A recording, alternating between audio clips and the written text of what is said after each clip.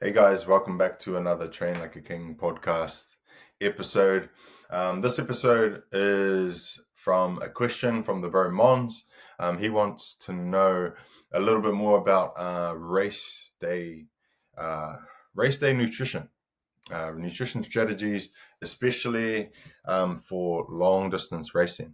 So he added a bit of context here. I'd be interested in breaking down equipment setup, hydration reservoirs, drinking tube, lanyard, etc. Also, fuel breakdown, food before and after a race, intra-fuel, um, electrolytes, BCAAs, energy gels, etc. How much do you take and how often throughout the race? And yeah, so this is a good question, and I think he touched on here that this could probably go for multiple different episodes. However, I'm going to try and keep it basic and maybe try and draw on a little bit of the science from memory, from my uni days, and it's kind of stuck with me. And although I don't heavily plan, I still have a general way of doing things and a general structure, general understanding. And I'll probably try and talk about different races too, different contexts, because that's important, just as important. So, for long distance racing, especially when you start to get over the 60-minute mark, well, even 60 to 90-minute mark, this is usually the races where your performance starts to reside a little bit more on, race day nutrition, and more specifically hydration and energy replacement, most often in the form of carbohydrate, sugars. So to first understand this, you've basically got to understand that the body has 60 to 90 minutes of carbohydrate stored in the muscle and in the liver, in the body in general, before 60 to 90 minutes of intense exercise before we start to deplete that. Now, what happens when we deplete carbohydrate in the body? We can no longer sustain high intensity exercise because carbohydrate in the form of glycogen, because that's what it's stored in the muscle, that's the most efficient form of energy. No, sorry, I wouldn't say efficient. It's the most effective, because without carbohydrate, we can't use the higher end of the aerobic system or the anaerobic system. So, yes, using fat stores is efficient, and no doubt somebody who has good use of fat and a very controlled use of their carbohydrate during the race is important. However, that also comes down to race strategy as well. If you can race at low intensity and still be at the front, then that's ideal. You're saving carbohydrate, but you're also utilizing fat. But if you're truly putting your body under pressure, you're neck to neck with other people, and you're pushing to the max, especially in the last few Ks, the person who has a little bit more carbohydrate on their side, or electrolytes, is likely going to be more successful, because you're utilizing all engines, aerobic and the anaerobic energy systems. So I don't know the exact measurements, however, I think it's fair enough to say that I believe your body can take in a particular amount of carbohydrate per hour. Now, I want to say it's up to 60. It's pretty similar to the time. So for 60 minutes, your body can take up to 60 to 90 grams of carbohydrate per hour. So if you think about that, a normal gel, like a glucose gel that you take, it has anywhere from up to 30 grams, I think 25 grams of carbs or sugars in it. And usually it's recommended on a gel pack that you take one every 45 minutes.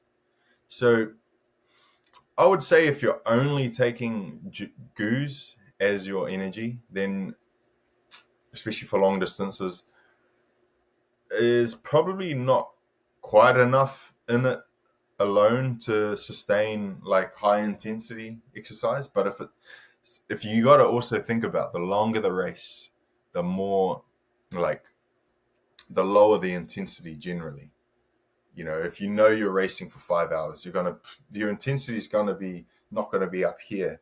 You know, it's not going to be 10-kilometer pace. 50-kilometer pace is going to be a little slightly different. So you can adjust your nutrition accordingly. Now, if the race is longer than 2 hours, or if it's 2 hours or more, I try and at least have a gel with me for every 45 minutes. So if my race is 2 hours, you know, I'll be taking a gel. I might take a gel if I'm planning on starting hard. I might take a gel before, 15 minutes before, and then the 45-minute mark, and then the 1 hour and a half mark. So for a 2 hour race, I might need 3 gels if I'm planning on, you know, really pushing in that race, because I want to have the carbohydrate there for me. Now for the hydration, I try to have at least 1 liter per 60 minutes or per 10 kilometers. So if it's a 2 hour race, then I definitely want at least 2 liters of hydration. And if, like I said, sometimes the gels isn't enough sugar in there, then this is where you can cater for the rest of your carbohydrate intake or your sugar intake with your hydration system. So I don't know whether sometimes I just use Powerade or Gatorade. Sometimes I'll fork out and buy some sports, you know, special sports formula. I don't really have any that I would personally recommend. I think if you're an elite athlete, then you should just go for ones that are, you know, batch tested, because you don't want, you know, to be taking a supplement that has, you know, banned substances. So, you know, looking for the approved batch tested sports safe options. You know, I think balanced nutrition might be a good safe option here in New Zealand. But you know, anything with a balance of carbohydrate, sugar, and then your electrolytes. So your sodium, potassium, magnesium ratios. Don't exactly know the exact ratios, but you know, having some form of electrolytes are going to minimize cramping. But most sports gels have it, and most sports powders have some form of electrolytes in them. So there's probably more than enough in there. However, I know that some athletes take tablets with them, you know, salt pills, Endurolites, those type of things to minimize cramping. I will say though, here in New Zealand, most of our races are quite in cooler climate, and I find that it's more in the hotter climates, Tahiti, Hawaii, maybe sometimes in the summertime, New Zealand, where you're more likely to cramp because you're probably losing so much fluids through sweating. So that's probably where I see it more frequently. People are taking the salt tablets and those type of things. Personally, I don't really take them that much.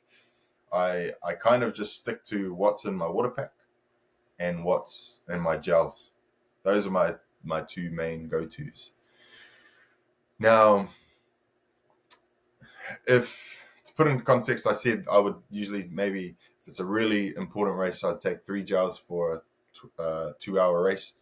If it's a 28-kilometer race like the Tiaito, I might take 4 with me, or even up to 5, depending. Sometimes you can have smaller gels that only have 20 grams of carbs in there, so you might have to take them a little bit more frequently.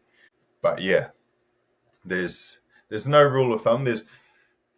Here's where things become different though, and the biggest, let's take the Hawaii Nui Va'a for example. This is the hardest race in the world. 3 days of racing.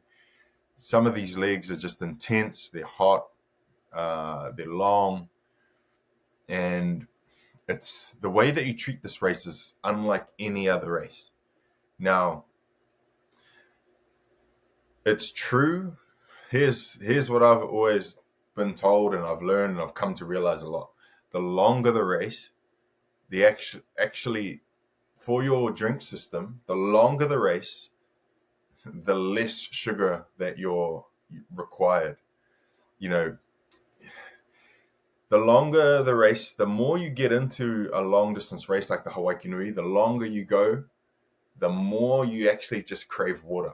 Because if you have heavy sugar, high sugar drink, like fluid in your system, in your drink system, halfway through the race, you actually just start feeling like almost sick. Because if your stomach can't keep up with the breakdown or the use of that sugar in the muscle, like you do have a capacity to use sugar.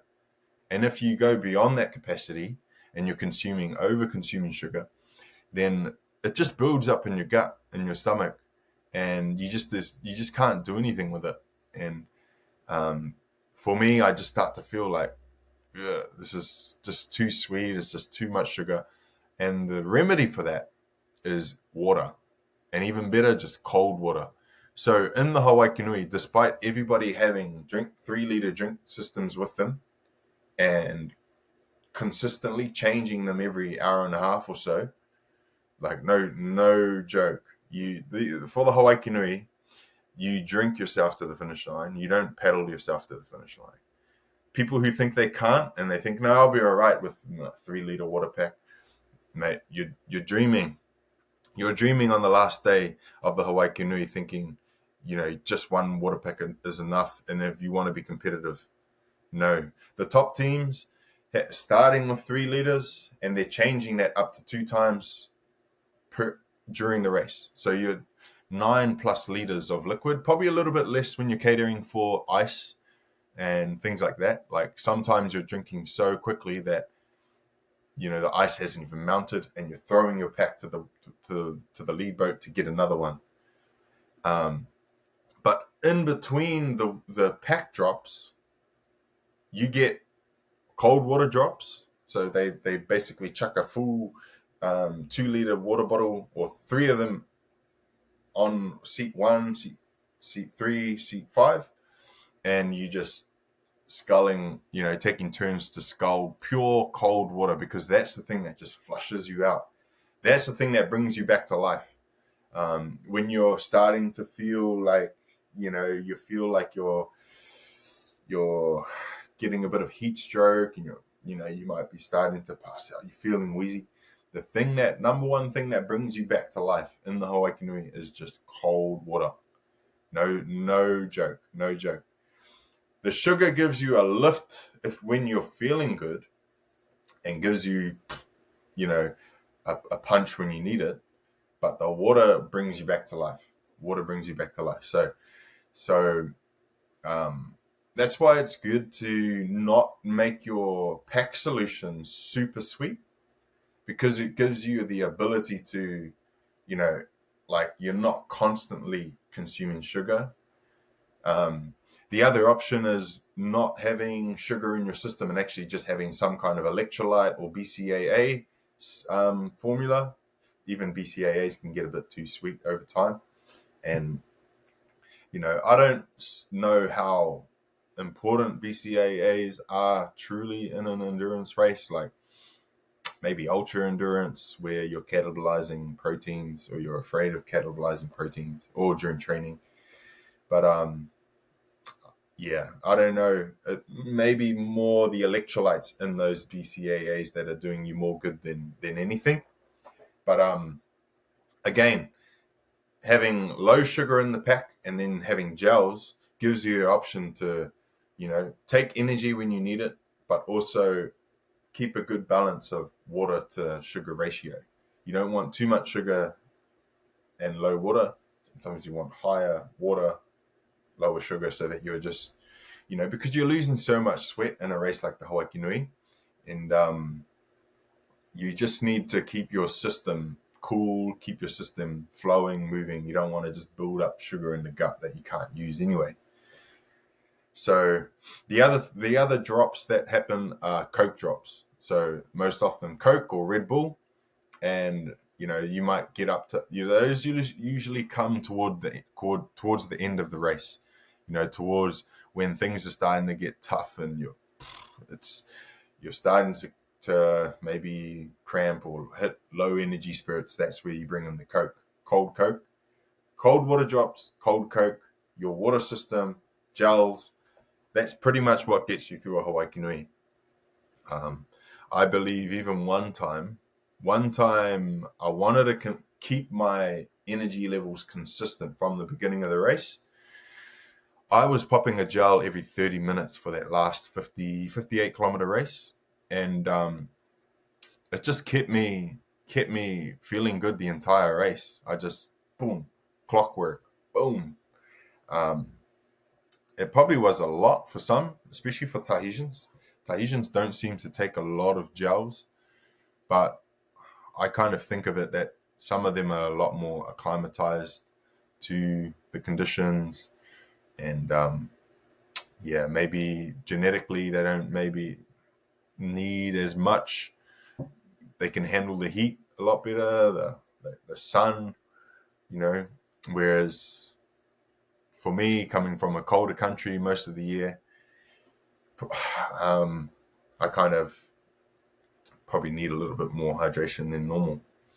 So what about even pre-race? So pre-race, like the night before, is usually high carbohydrate, just like any endurance sport: pasta, chicken pasta, fish pasta. Even in the morning of the race, I noticed that in Tahiti, it's quite a common thing to recycle that pasta and fish and have it for breakfast, because it's, a bit of protein to keep you satiated with the fish. But then the pasta's, building up those reserves once again, because there's no difference to eating pasta in the morning than having, granola cereal, really. Like they probably spike your insulin just as much.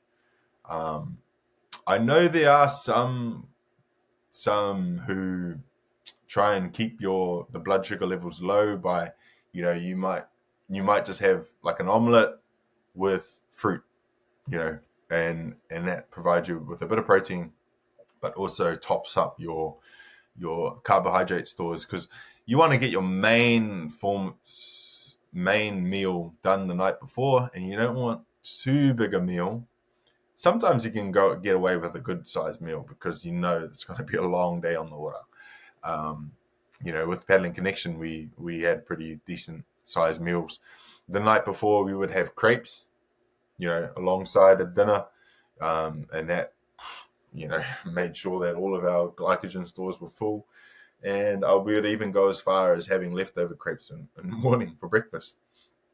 Each to their own. However, that's my general thing. Like today, let's take the recent race last weekend, heads to Harbour race last weekend. What did I have? I knew the race was going to be 20 Ks, so I brought 3 gels with me just in case, and then I put 2 liters of. I actually only used Musashi electrolytes. So I actually didn't consume. It's fairly low sugar, I think, the Musashi electrolytes, and because I was racing so hard, trying to keep up with Manutia, I didn't even end up taking any gels, which on my part probably wasn't the best idea, especially for the last sprint off, because there was only 20 seconds between us. So maybe if I did pop a gel at some point in the race, I would have had a little bit more energy for the sprint towards the end. But that's just the way things go sometimes. And I usually, for the best convenience, I usually tape them on the front of the canoe, the front here, so easy access.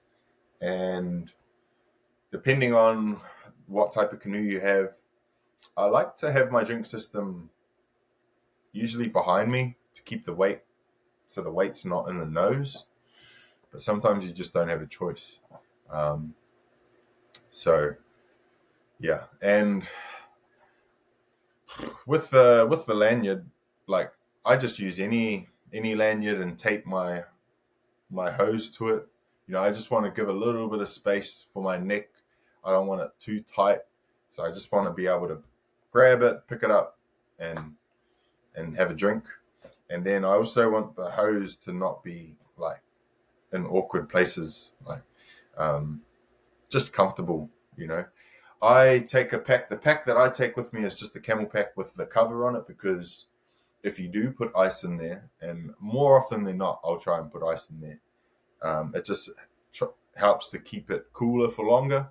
I know some guys just take the the system without the cover, but it's hard to keep it cool, especially in Tahiti. In Tahiti, like you want covers on them because it's going to keep your pack nice and cold for the heat. Yeah, man. The other thing I love is coffee. Always love to get my coffee before before the race, because that just turns all the systems on, every system, if you know what I mean. um, so yeah, I mean, I don't overcomplicate it.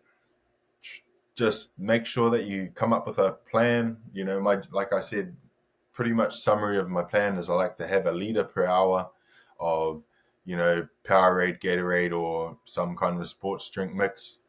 Not too sweet, because I like to have a gel there for every 30 minutes, or 30 to 45 minutes, maybe one for 15 minutes before, if you were really planning on going hard on the start. And yeah, that's a rough rule of thumb. Just practice with it. Make sure you practice in training, because there's nothing worse than trying to figure everything out on race day. The other thing to take into account is the weight of your camel pack. If you spend all the week training on your light canoe, and then race day you put a 3 liter in there, and you're sitting a little bit lower, and now it's tippy. If you didn't train for that, then yeah, that could be difficult on race day. So make sure you train with the appropriate weight in the canoe, and get used to drinking every opportunity that you can, especially early. So I usually try and time my drinks, so I catch a bump, or at least get my speed up, and then I'll grab the lanyard, take a sip. Same with the gel. If you can do it while you're on a wave, then all the better. Or if you're trailing behind someone and you can afford to just miss a couple of strokes just to get that sip in, it's going to be beneficial for you towards the end of the race. In the TI Tour in Tahiti, the old course was 2 laps of a 14-kilometer loop, and so you actually had the opportunity. Most paddlers would switch their igloo at the halfway mark, so you actually only had to take like a liter with you, so you kept your weight down. But funny enough, I think the year that I did my best performance in the I-Tour, I missed my second igloo drop, so I did the whole second lap without water. But I don't know, it still paid off. I still finished. I think I finished 11th. Not to confuse my best super I-Tour with my best I-Tour. My best super I-Tour was 6th. But yeah, it's really important. The drinking, and especially in races like the I-Tour in Tahiti, drink yourself to the finish line. Here, because in New Zealand, because it's a lot cooler, that's probably why I don't maybe consume as much. Especially if there's a downwind involved and it's colder, you just don't seem to sweat as much, and don't utilize as much, don't need as much hydration.